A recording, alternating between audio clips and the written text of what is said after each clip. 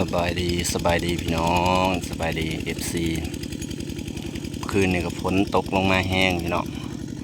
มันก็เล่งไถหุดหน้า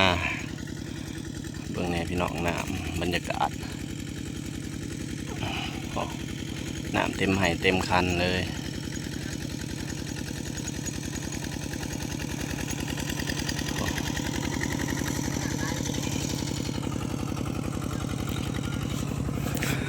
น้ำเต็มไหเต็มคันเลยพี่น้อง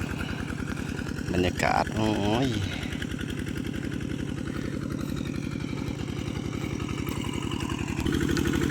ไทยพี่น้องไทย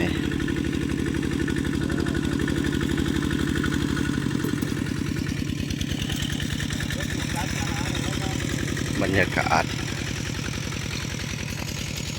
ดีพี่น้องไอ้บรรยากาศโคตรดีเลยธรรมศาสตร์หนาฝนหน้าฝนดีฝนแห้งน้องปีนี้เมื่อคืนเนี่ยไปจับกบจะตีสองน้องเลยยังไงมานอนแพงกับบสบายน้องแต่งกับบสบายน้องแต่งนอนอยู่ห้องหมอคืนหนึ่งแล้วพี่น้องบสบายแต่ว่าสูพี่น้องเลยเกือบลุกมือได้เมื่อเช้านี่ก็ได้เมื่อยแห้งทั้งเจ็บคอทั้งปวดหัวทั้งไอ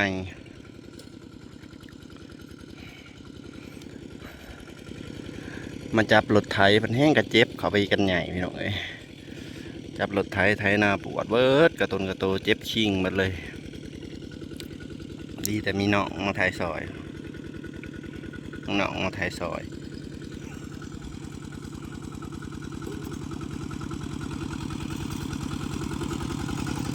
เปลี่ยนที่กันเขาพี่น้องสบายดีอีกรอบพี่น้องตอนนี้กำลังไถผมเปลี่ยนกันเขาเปลี่ยนกันออกอยู่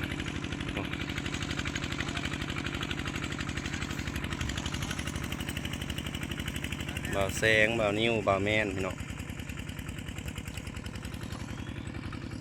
เปลี่ยนคิ้วกันเขาเด้อไปไถนาซอยกันพี่น้องเอ้ยคาดว่ามื้อนี้นะสิแล้วพี่น้องหน้าเบาแพงมื้อนี้อาจสิแล้วเนาะไถหุดเบาแพงสิหยอดเอาปีนี้ไถหุดแล้วก็ปลาไว้จัก4-5 มื้อเบาแพงกับหยอดอะไรพี่น้องเอ้ยตอนนี้ก็ที่เบานิ้วพี่น้องไปน้ำเบาแพงก็น้อยจนใหญ่พี่น้องเลยเบานิ้วเห็นแต่ยังน้อยๆชุดคู่มือจนสิเป็นบ่าวไปน้ำเบาแพงแต่น้อยๆจนใหญ่ใหญ่ไว้ขนาด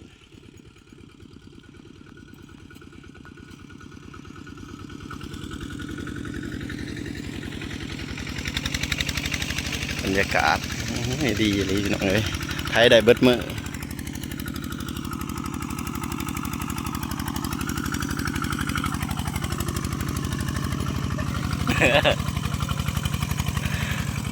แล้วมันดีตาบสว่างเด้อ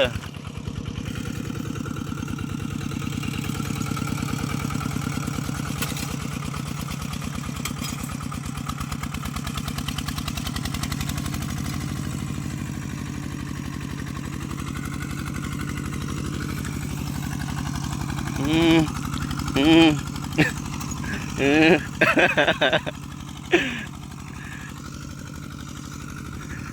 มันไถยากพี่น้องเอ้ยนะมันลายแล้วมันไถยาก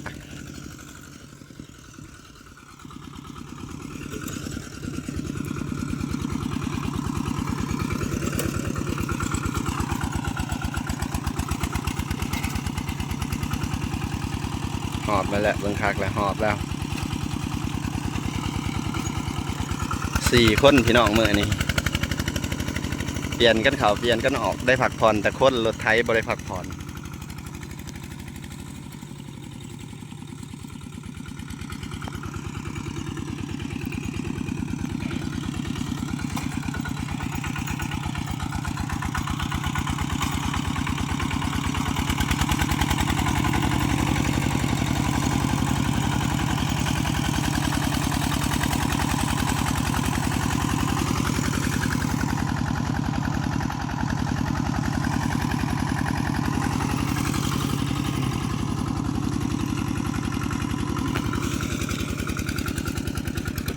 เมื่อยพี่น้องเลยรถกระนักพอรถ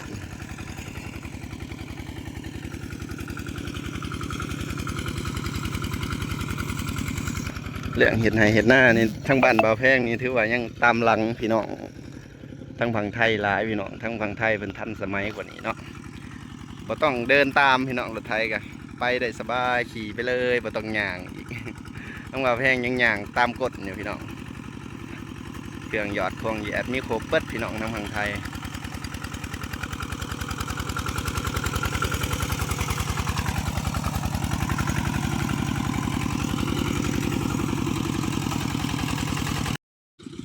ถึงคิวบ่าวแซงแล้วพี่น้องบัดนี้คิวบ่าวแพงแล้วก็คิวบ่าวแพง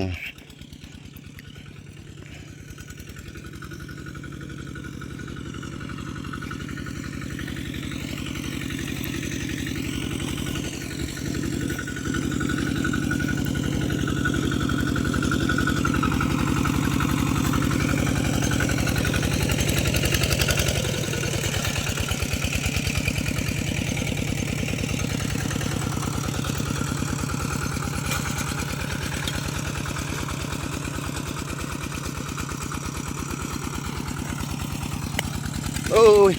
หมดแดงไผ่กัดโอ้ยแต่ยังคิดเห็นตอนยังหน่อยพี่น้องเอ้ยฝนตกใหม่นั่นนี่บ่าวแพงนี่ฮะเลาะเล่นน้ำตั้มให้หน้าแล้วพี่น้องพอกับแม่ไล่ตีและแต่ยังหน่อยพักกระลินน้ำขี้ตมยามหน้าบ่อยแต่ฝนตกดอกลงมาแลนมาหลิน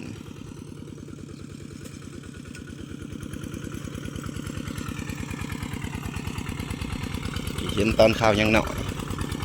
ตอนนี้เถาแล้วพี่น้องบ่าวแพง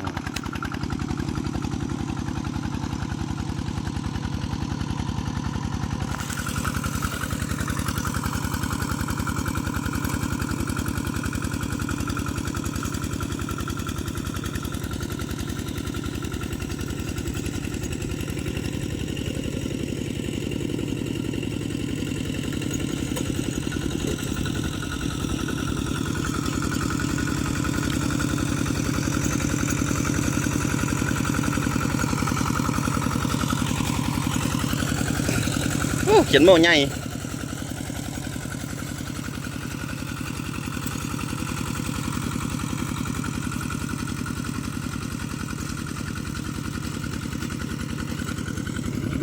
ใจซอยในเด้อพี่น้องเด้อฝากกดไลค์กดแชร์กดติดตามให้บ่าวแพงเนี่ยพี่น้องเป็นกำลังใจให้บ่าวแพงเนี่ย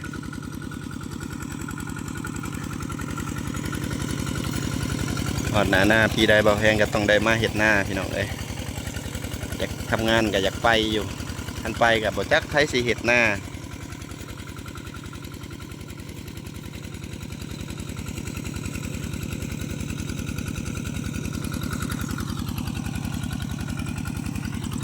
ได้แล้ว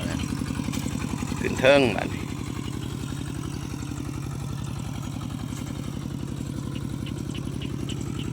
ดีแต่มีน้องหนุ่มหมู่คู่มาซอยพี่น้องเอ้ย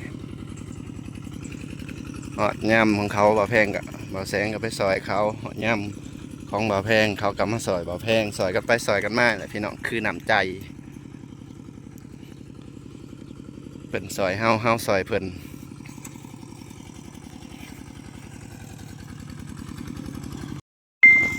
ตอนนี้ก็กำลังสิพากันขึ้นกินเขาพี่น้องบ่ายแหละพากันขึ้นกินเขายายอ้วนเห็ดยังกินเด้เหมือน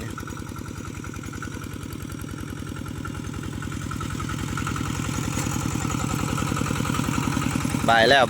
วขึ้นกินข้าวขึ้นกินข้าว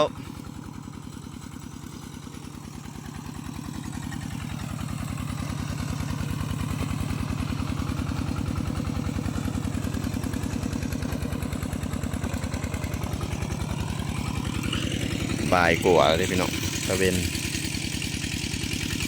ดีนี่ฝนดียังวะฝนมาตลอดเมื่อวานยังแห้งๆอยู่พี่น้องเมื่อนี้น้ำเต็มฝนตกเบิดคืนเมื่อคืน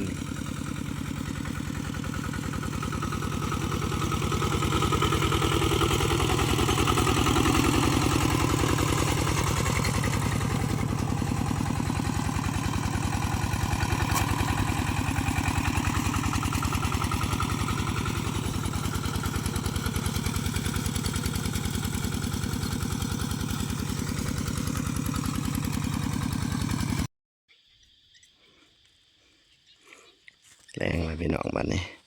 ลงรอบแรงต่อ หลังจากกินข้าวแล้วพักผ่อนลงไถรอบแรงบัดนี้สิลุยให้เละออกไปเลยนะพี่น้อง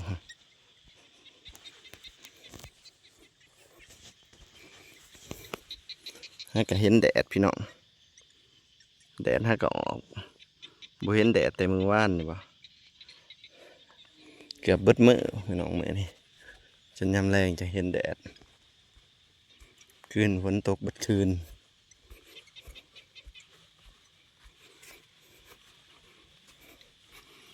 พี่น้องไทยผุดแล้วก็ลงมาพี่บ้าน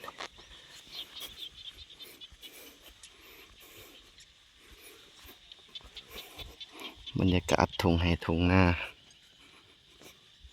ธรรมชาติบ้านเฮาโอเคพี่น้องมาหอนบ่แพงก็สิขอจบคลิปก่อนเด้อพี่น้องเด้อไถหน้าต่อเด็กๆแลนก่อนแล้วสบายดีเบิดสุขุสุคน